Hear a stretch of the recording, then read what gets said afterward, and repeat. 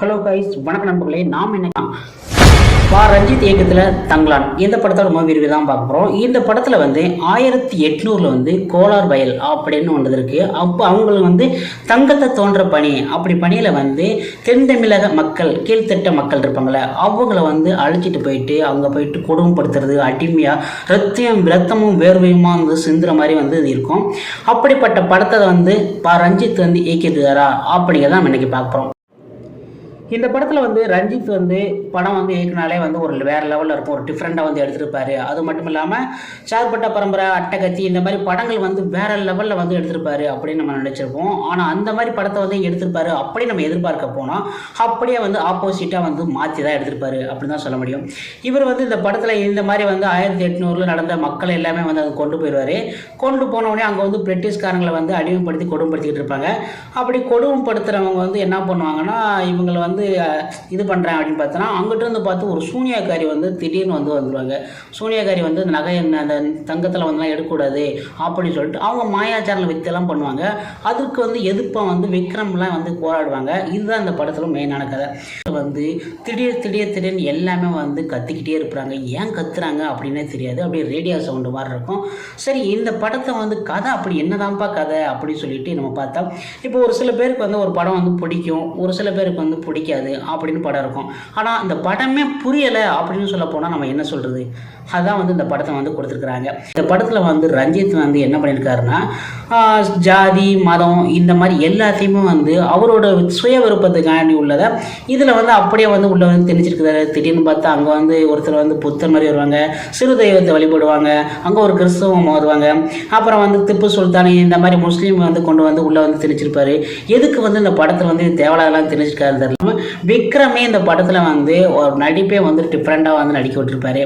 விக்ரம் முடிஞ்ச அளவுக்கு உடம்பையும் குறைச்சி அந்தளவுக்கு நல்லாவும் நடிச்சிருப்பாரு. அது மட்டும் இல்லாமல் அவங்களோட அவங்க சுற்றி உள்ள நேச்சுரல் எல்லாமே அழகாக சூப்பராக இருக்கும்.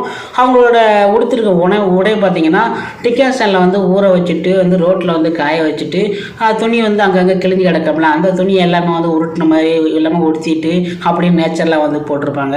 சரி, அதுவும் நல்லா இருக்கும். அப்புறம் விஎஃப்எக்ஸ்ன்னு சொல்ல போனால் அது அந்தளவுக்கு இல்லை. அப்புறம் பாம்பு, அந்த சிறுத்தை வர்ற சீனு அந்த எல்லாமே சூப்பராக இருக்கும். அப்புறம் விக்ரம் ஒரு கதை ஒன்று சொல்லுவார். அந்த கதை என்னென்னா, எப்படின்னா ஒரு பின்னாடி கதை ஒன்று சொல்லுவார். அப்படி கதை சொல்லிட்டு பின்னாடி மறுபடியும் அது லைவில் வருவோம். இப்படி லைவும் கதையும் மாறி கடைசி எது லைவ் எது இவர் கதை சொல்கிறாரு அப்படிங்கிற புரியாத அளவுக்கு நமக்கு ஒரு அமைச்சிரும். இந்த படத்தில் புரியாத கதையும் வலுவில்லாத திரைக்கதை தான் இந்த படத்தில் ஒரு சவு மூட்டாய் மாதிரி இழுக்கிற அளவுக்கு இந்த படத்தை அமைச்சிருக்கிறாங்க. அது மட்டும் இல்லாமல் இதில் விக்ரம், மாளவிகா, பார்வதி எல்லாரோட நடிப்பு நல்லாயிருக்கும். கேமராமேன்லாம் நல்லா சூப்பராக எல்லாம் கொடுத்துருப்பாரு. அப்புறம் ஜிவி பிரகாஷ் முடிஞ்ச அளவுக்கு படத்தை முன்னேற்றணும் அப்படின்ட்டு அவர் அதுக்கேற்ற மாதிரி பண்ணியிருக்கிறாரு. இந்த படத்தில் இது எல்லாமே முடிஞ்சிட்டு கடைசியில் 2 மணி நேரம் ஓடுற படத்தை 2 நாளாக உட்காந்து எப்படா இந்த தேட்டர் வாசல் திறப்பாங்க அப்படின்னு அளவுக்கு நமக்கு இந்த படத்தை உட்கார அளவுக்கு ஆயிடுச்சு. சரி, இந்த படம் சரி முடிய போகுது அப்படின்னு நினைக்கல. கடைசியில் பார்ட் 2 அப்படின்னு சொல்லி ஒரு லீகல் கொண்டு வரையில் நமக்கு அப்படியே தூக்கி வாரி போட்ட மாதிரி ஆயிடும். என்னடா பார்ட் 2வா அப்படின்ட்டு. இந்த படத்தோட கதை எப்படி இருக்குன்னா, இப்போனா ஒரு பேங்க் இருக்குது. அந்த பேங்க்கில் ஒரு திருடன் கத்தியை மிரட்டிட்டு அங்கே உள்ள நகை எல்லாத்தையுமே கொள்ளடிச்சிட்டு சும்மா போகாமல் அவர் மேனேஜர் சொட்ட மண்டையில் 2 கொட்டு கொட்டிட்டு அங்கேருந்து ஓடிட்டான். ஓடினோடனே அங்கே உள்ள போலீஸ்காரங்கெல்லாம் பிடிச்சிட்டாங்க. பிடிச்ச உடனேயும் போய் சர்ச்சையிட்ட போயிட்டு கேட்குறாங்க. போய் காமிச்ச உடனே அவர் சர்ச்சையிட்ட போய் கேட்குறாரு, சர்ச்சையா ஏன்பா இந்த மாதிரி நீ பேங்க் கொள்ளை அடிச்சுட்டு போக வேண்டியதானே, ஏன்பா ஒரு சொட்டத்தில் 2 கொட்டு போன அப்படின்ட்டு. சார், சும்மா பணத்தை அடிக்க சும்மா இருக்காது. எப்போனா நம்ம மைண்டு பணம் மட்டுமா ஆசை இல்லை சார், இந்த மாதிரியும் நம்ம இது பண்ணணும் அப்படிங்கிறாரு. அதுபோல் தான் இந்த படம் இந்த படத்தை எடுத்துக்கிறாங்கன்னு தான் சொல்ல முடியும். இந்த படத்தை நீங்கள் பார்க்கலாமா கேட்டால், இந்த படத்தில் உள்ள கதையே எதுக்கு இந்த கதையை எடுக்கிறோம், எதுக்கு இந்த கதையை போடுறோம் அப்படின்னே தெரியாமல் இந்த படத்தை ரஞ்சித் எடுத்துருக்காரு. இந்த சார்பட்ட பரம்பரை, அட்டகத்தி இந்த மாதிரி மெட்ராஸ் இந்த மாதிரி படங்களை பார்த்தவங்க இந்த படத்தை எதிர்பார்த்து போனால் அது உங்களுக்கு ஒரு ஏமாற்றம் தான் சொல்ல முடியும்.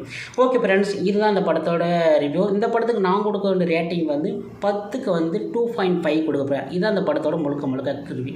ஓகே ஃப்ரெண்ட்ஸ், உங்களுக்கு வீடியோ பிடிச்சா மறக்காம சேனலை சப்ஸ்கிரைப் பண்ணுங்கள், லைக் பண்ணுங்கள், ஷேர் பண்ணுங்கள். இது போன்ற வீடியோ நெக்ஸ்ட் சந்திக்கலாம்.